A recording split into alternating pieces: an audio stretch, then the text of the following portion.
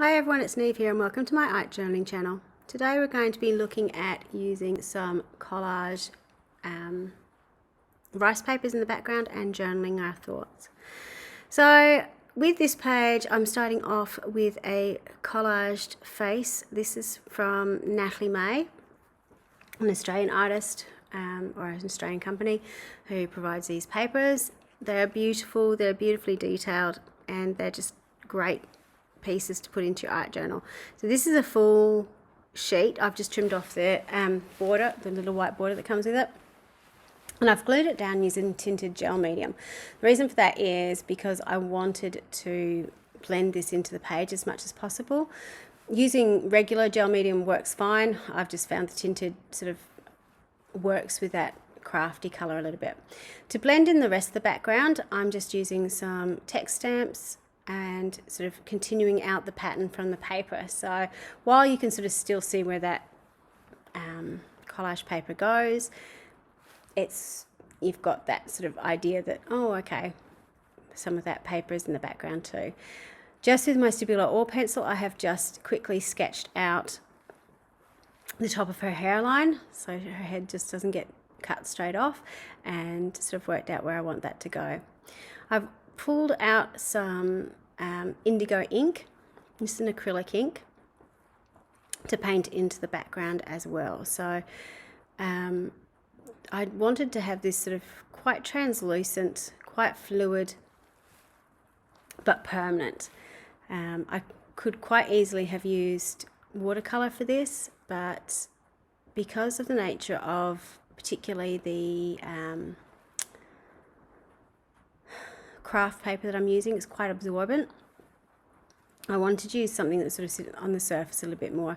One of the main reasons it is sitting on the surface, however, is because I used that gel medium in the background. I actually sealed over the entire page.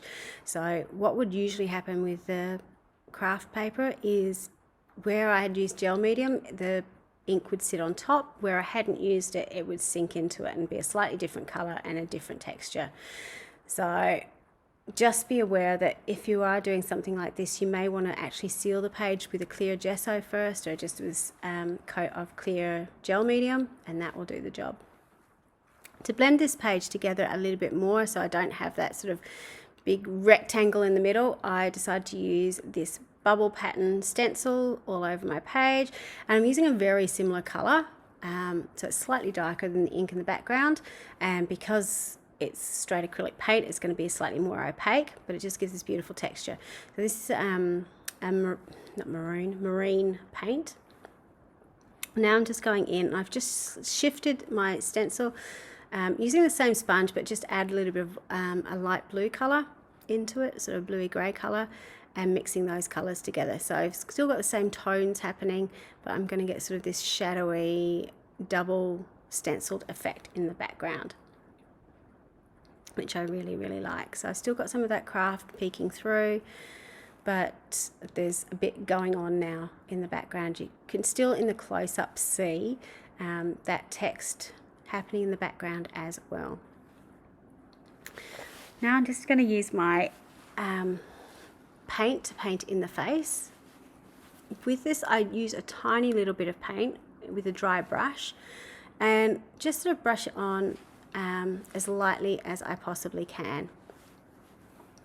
Then I've gone in with a sort of a charcoal grey ink over the top of her hair, and again you can sort of see the layers of this, how it blends together. You can still see some of that craft peeping through, which sort of gives this nice dark sort of chestnut brown colour happening in the background. With her face, I'm adding some extra shading with some gloss sprays. Now I'm using gloss sprays as a paint, so I'm just dipping my paintbrush straight into the gloss sprays to add a little bit of warmth to her cheeks, to her face, sorry, over that original peach colour. And then I'm going in with a darker colour, again just straight out of the bottle with the Sedona. So I really enjoy using my gloss sprays in this way because I can build up the layers step by step. I can blend them together. It's permanent, so once the layer is down, it's not going to move in any way, shape or form. The other thing I can do with these gloss sprays is I can actually add some shading over the top. So to add the shading, I'm going in with my distressed crayons, watercolour crayons. Oh, pencils, sorry. I keep calling them crayons. They're watercolour pencils. They look like crayons. In a mixture of colours, again, sort of those warm, reddy, browny colours. So sort of the honeys and the white and so on. You can see the white crayon pencil, sorry, I have to keep correcting myself, works really, really well over the top of this and gives me a beautiful colour. I can also put in some highlights into the hair as well. So I just really enjoy doing this sort of scribbly work over the top of a pre-painted surface. It sort of adds in all the detail I want it to have. Then going in with the darker colour, making sort of wispy hair over the top. So you've got that initial colour in the background, and then you're adding in the individual lines over the top, which really, really sort of helps to give you a little bit of control over how you're building your page. Now I did try and get into my gloss spray to do my image, but I couldn't get the lid off. My husband wasn't there to open it. He's my gloss spray opener when the lids get stuck. So in actual fact, I cheated and used my acrylic paint, and I've just watered it down a lot. So if you don't have gloss sprays, just water down your acrylic paint. You're going to get a very similar effect than that. If you have a fluid acrylic, use that, because basically the gloss sprays are a fluid acrylic paint. So use what you've got on hand. If you don't have any, just use a watered down acrylic paint. You're still going to get the same sort of watercolory effect, but once it's dried, it's going to be permanent. And that's a big difference, I suppose. If, for example, I used watercolors in the background and then I was putting another water medium like this black on top, you're going to start seeing things flood and blend and bleed together. So by using acrylic paints, it makes all the difference, or acrylic products. So once I have sort of dried off my image, I'm now searching for a quote or something to fill the right hand side of my page. Because I had such a large area, I had to decide if I was going to draw something big or if I was going to put a big quote on. Because I'm journaling my thoughts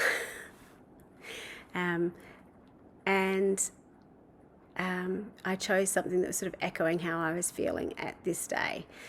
You can see she's looking a bit serious. I was feeling a bit serious in this day, and you can see that sort of coming through the quote that I chose.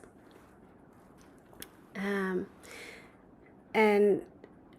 this quote really spoke to me. So never be ashamed about being broken, because strength is nothing but pain that has been repaired. And I really love that, because people often talk about, oh, you're so strong, or you need strength to get through that. Well, yep, you do, but it doesn't mean it doesn't hurt. So that really sort of spoke to me about what was sort of going through my head, about experiences I've had in the past and experiences I was feeling at the time. And it was just something I needed to say to myself, or remind myself that it's okay to feel like that, and don't be ashamed about it, because it means you've gone through a lot. It means you have experienced a lot. It means you have still got through it. Doesn't mean it didn't hurt. It doesn't mean it wasn't difficult, but there was a lot to it, and it's not just to be taken at surface level. So that was how my brain was feeling. That's how I was feeling. That's why I wanted to put it into my journal. And as I've said many times in this page before, sometimes, I could have done that journal page and just focused on painting with the gloss sprays, and that would have been great. I could have done that journal page and just used, brand new products that I'd bought and I wanted to experiment with, and that would have been great. But sometimes I journal because I need to empty my mind, and this day was a day I need to empty my mind. So I did something that I love doing. I enjoy painting faces over collage papers. I enjoy stenciling in the background. But today I did it because it was a mind-emptying exercise. And that's okay too. So go forth and journal for whatever reasons you journal for, whether it's just to have fun, whether it's to use your products to swatch your products or whether it's to empty your mind. They're all very valid ways to or reasons to journal, and I hope that you enjoy it and it brings you some peace and some happiness. Until next time, bye for now.